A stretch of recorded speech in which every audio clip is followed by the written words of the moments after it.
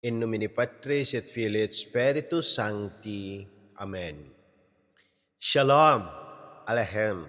Magandang umaga sa ating lahat, sa anumang panig ng buong mundo. Mga nakikinig at nanonood ngayon, atin naman pakinggan ang mabuting balita ng Panginoon ayon kay San Juan.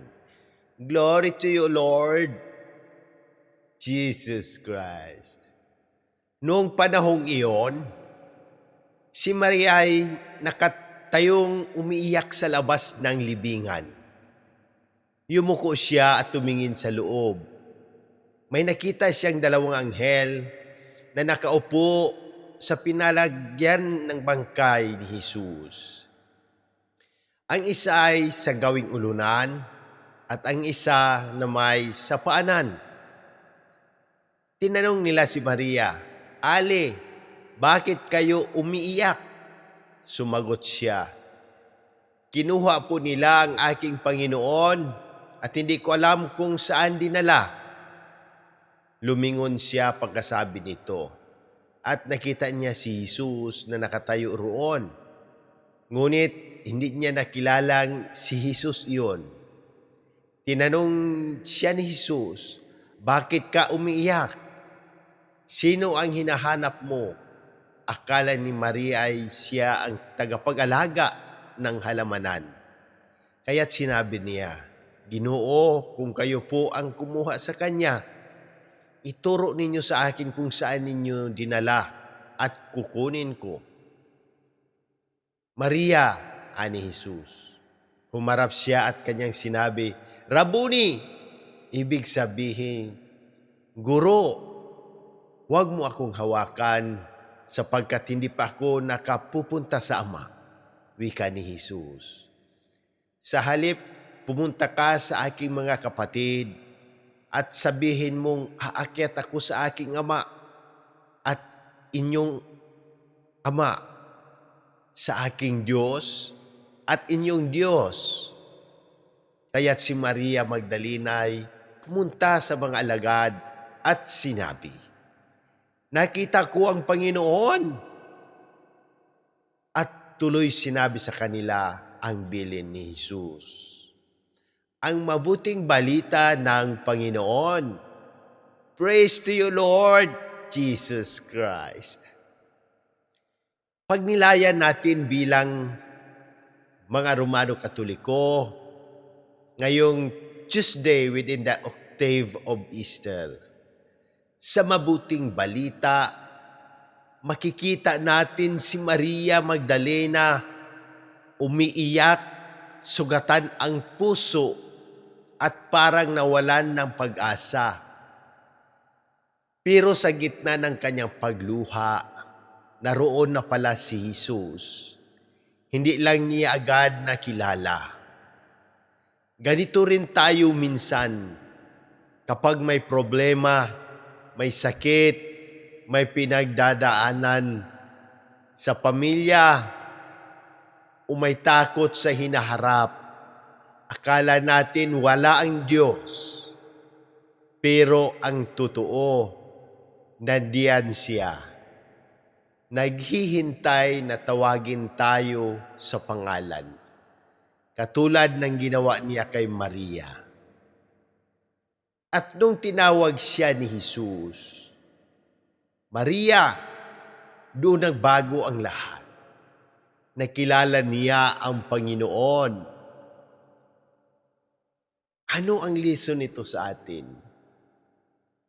Makikilala natin si Kristo hindi lang sa paningin, kundi sa pakikinig at pagtugon sa kanyang tinig. Sa unang pagbasa sa Gawa, si San Pedro ay buong tapang na ipinahayag.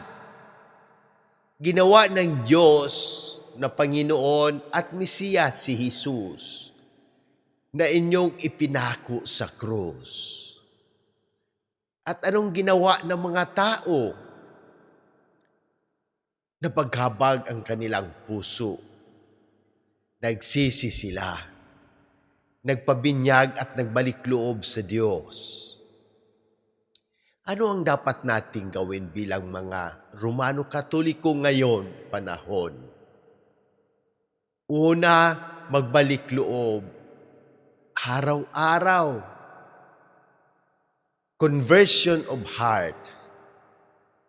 Hindi sapat na kilala natin si Kristo. Dapat sinusunod natin siya. Iwasan ang kasalanan, lalo na ang mortal sin. Regular na kumpisal at pagtanggap ng Eukaristiya. Pangalawa, makinig sa tinig ni Kristo sa gitna ng ingay ng mundo. Sa panalangin, Biblia at simbahan. Huwag hayaang matabunan ng social media, problema o takot.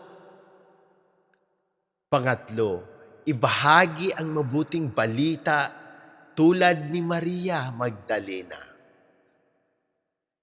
Nakita ko ang Panginoon sa pamilya, sa GC, group chat, trabaho, maging saksi tayo.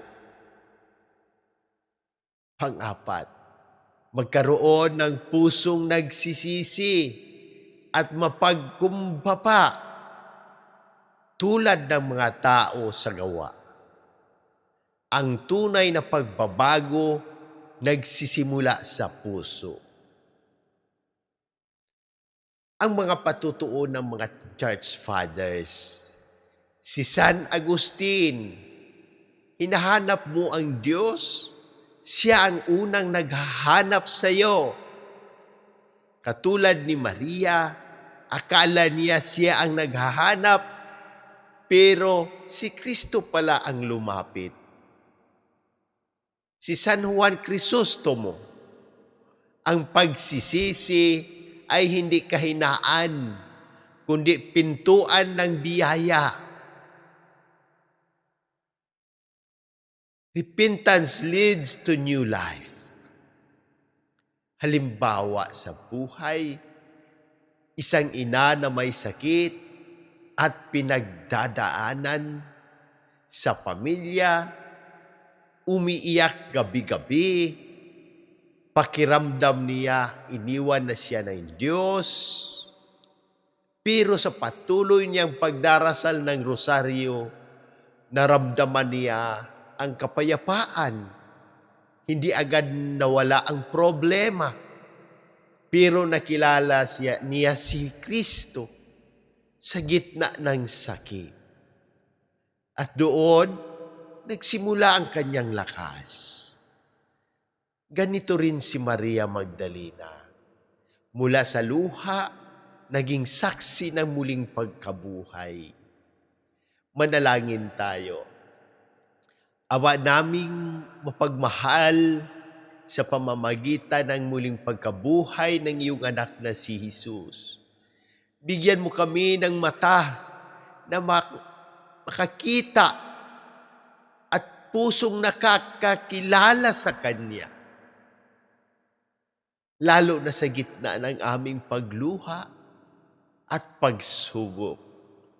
Ipinapanalangin namin ang kagalingan, pisikal, emosyonal, at espiritual.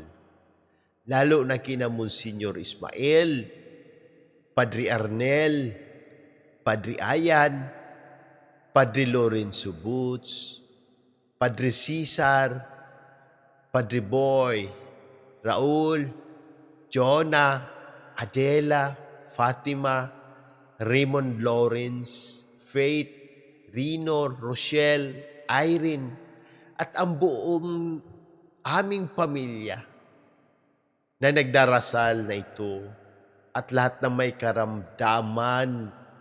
Hipuin mo sila ng iyong mapagpagaling na kamay. Bigyan mo sila ng lakas, pag-asa, at ganap na kagalingan ayon sa iyong kalooban.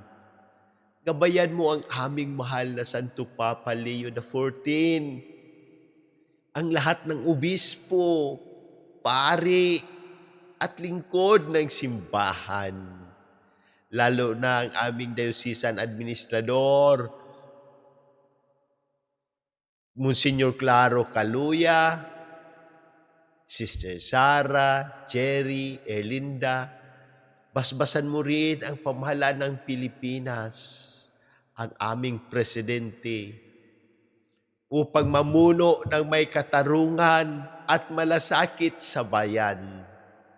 Sa mga pumanaw, Papa Francisco, Janet, Hiram, at lahat ng aming mahal sa buhay, tanggapin mo sila sa iyong kaharian.